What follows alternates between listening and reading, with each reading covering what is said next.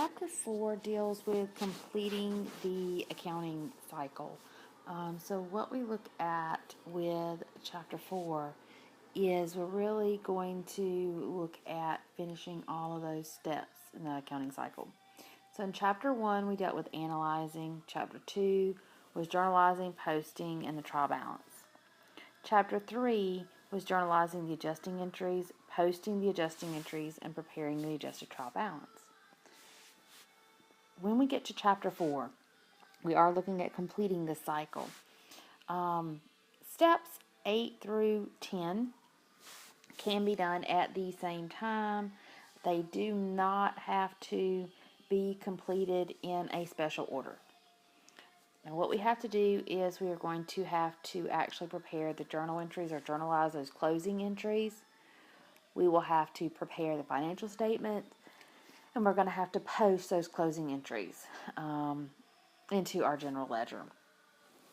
When we are finished with steps 8 through 10, we then can prepare the post-closing trial balance. Now, the only thing that the post-closing trial balance is going to have on it are those balance sheet accounts. So it'll have assets, it'll have liabilities, and it will have the capital on it. When we look at closing the books, when we look at our closing entries, I want you to remember the steps in doing the closing entries and the order in which the closing entries have to happen by looking at READ. Now, what READ looks at is we close all of our revenue accounts. We then close all of our expense accounts. We would close a new account that we have just created that you guys haven't seen before, which is income summary. Now, income summary is pretty much going to be what your net income or your net loss would be. And it is arrived at by actually closing these first two is how you're going to get that income summary account. And we'll look at a little bit more detail on that. And then you have the D. And the D is the drawing account. So those are the entries, and those are the types of accounts that we are actually going to be closing. One thing that we look at whenever we do these closing entries, whenever we prepare financial statements, anything like that, you're going to be looking at that adjusted trial balance. So in this case, what I did is, we have assets and liabilities up above the capital account. Anything above this line will be permanent accounts, and we're really not going to touch those for this part of the chapter dealing with closing entries, because those are going to stay the same. When we look at capital, capital is also a permanent account, but it is an account that will change with these closing entries. So you will see journal entries with capital. The other accounts and everything below the line is what we call a temporary account. So that's going to be our drawing account, our revenue accounts, and our expense accounts. Now, when we look at temporary accounts, these are related to one period. So we are looking at roughly, it's related to a year, it's to that accounting cycle or to that accounting period. Now, the company is going to close all of these temporary accounts at the end of that accounting cycle or accounting period. So at December 31st for a year-end company, they would go in and they would prepare these journal entries to close those temporary accounts. When we say closing, what does that really mean? Well, what closing does is it is actually going to produce a zero balance in the account. They are only prepared at the end of an accounting cycle, and what they're really there and prepared to do is to get the account ready for next year. Because our revenue accounts are only there for 1 year, expense accounts are only looking at 1 year. The drawing account is only looking at 1 year. So we really have to close all of these different accounts pretty much to the capital account, and make them all a zero balance so that when we get ready to start January 1, we don't already have income or expenses in our accounts. In looking at that first entry, it is the R entry. This means revenue. When we look at closing our revenues, we have to debit the revenue account and credit this new account called income summary. Now, what we'll do is we will look at that trial balance, or you can look at the ledger and you see what balance you have. And you notice that we do have the $20,000 in service revenue. So the $20,000 is going to be the debit here, and the income summary will be my credit. When I get ready to post these entries, then I'll have $20,000 to service revenue as a debit. I will have $20,000 to income summary as my credit.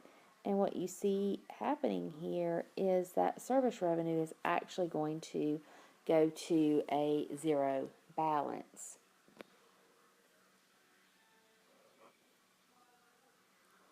The next accounts we look at are the E's.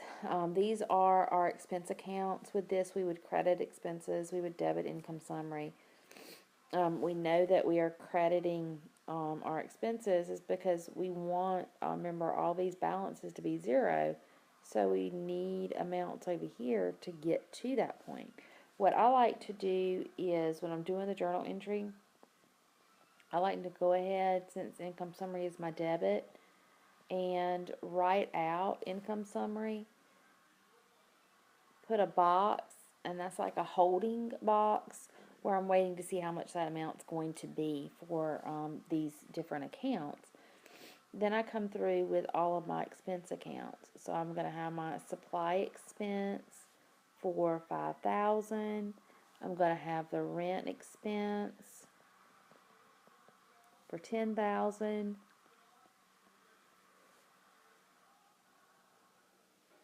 And then I'll have this miscellaneous expense also, and that's going to be for $1,000. And if I were to take and add all those up, I would end up with $16,000. So when I get ready to post to income summary, I'm going to post $16,000. Supplies expense is going to be $5,000 credit. Rent is going to be a $10,000 credit, and miscellaneous expense is going to be looking at a $1,000 credit. So again, all of these accounts would now be zero. The next one is the I, which we're going to close that income summary, which is that brand new account, and we have to close it to capital. Now we have to look at the T account here because with these entries, they could go either way depending on if we have income or a loss. In this case, we actually are going to have $14,000 in income, and I got that by really just looking at this T account. And that's what you have to do for income summary is you have to create a T account and find out what your balance is. Now, if I want this balance to be zero, that means that I'm going to have to debit income summary. So my debit for this particular account would be income summary, and that is going to be for that $14,000. Now I have to close the account to capital, which means the other side of this entry is going to be capital for that $14,000. So you see when I have 14 here, I am at zero. And then if I get ready and I look at really posting to the capital account, I had and started out with $10,000 in my capital account, and then I have the $14,000 that I just put into that account. So the last one is D, which is where we close the drawing account. For this one, we would credit the drawing account and debit the capital account. And we know this is the case because we want the drawing account to be zero. And the only way to make that drawing account zero is by having a credit amount. So what I'm going to look at here is I am going to have this capital account, which would be my debit for the $1,000, and the drawing account, which would be my credit for the $1,000. And so when all is said and done, I am looking at, a new capital balance here. I have 24,000 here, 1,000 here. So when I finish all of this, I do have a balance of 23,000. Now, this 23,000 right here, this is what is going to go on that post-closing trial balance. It is also going to be the amount that is on the balance sheet. So that new amount is what you're going to use for the balance sheet and the post-closing trial balance. When we look at the post-closing trial balance, what you're going to find is, if we looked at the original trial balance, we had assets and liabilities. Now remember, those are permanent accounts. They are going to stay the same. All we do is we move them from the adjusted trial balance to the new trial balance, this post-closing trial balance. That's it. For the capital account, it's also a permanent account, but it is one that is going to change. And so we are going to use that amount that's going to go on the balance sheet. It is the only balance sheet account that will change in this closing aspect. Then you have your temporary accounts. And in looking at your temporary accounts, your drawing revenue and expenses, these are all going to go to zero. So these will not be on the post-closing trial balance, because all of those are zero. And so since all of those are zero, then they would not be placed on that post-closing trial balance. And really looking at what happens with the closing entries, we can take a look and we can say, okay, well, what would the income statement show? And what we have is we have a revenue of $20,000 is what we had. We had expenses. We had, the rent expense was at 10,000. We had supply expense. We had miscellaneous expense. All those expenses total up to $16,000. Revenue might have been, was it 30? Yeah, it was 30. Sorry. So it was 30,000. We had 16,000 was my total expenses, and so then my net income for this particular one would be at 14,000.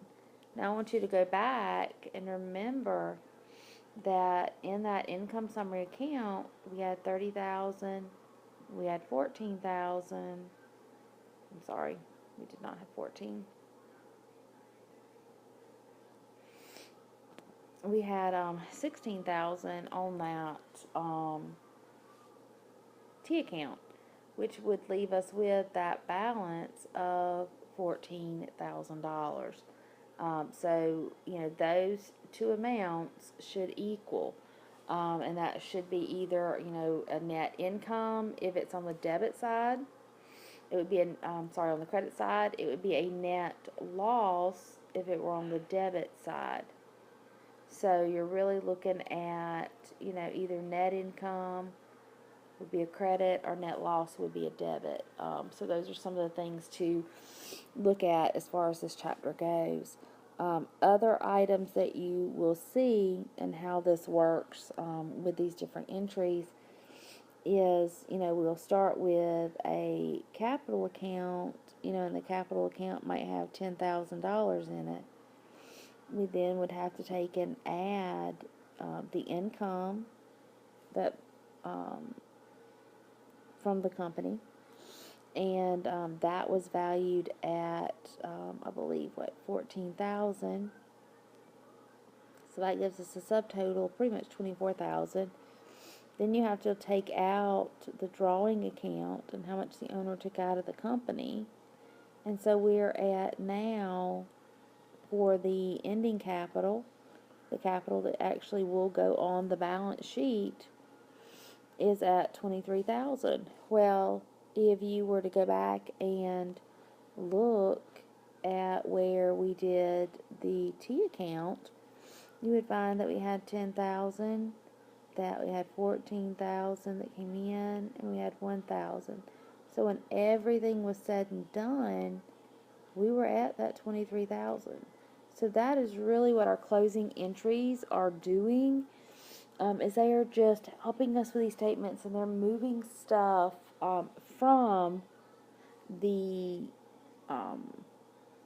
temporary accounts over to the capital accounts. So you see that with income, and remember, net income is divided into revenue and expenses. So when we look at net revenue, and then we have our drawing. So that's really all of the temporary accounts are kind of withheld within this, and we're moving them over to the capital account. So hopefully this will help you in figuring out what we're doing as far as closing entries go, and what those closing entries need to look like.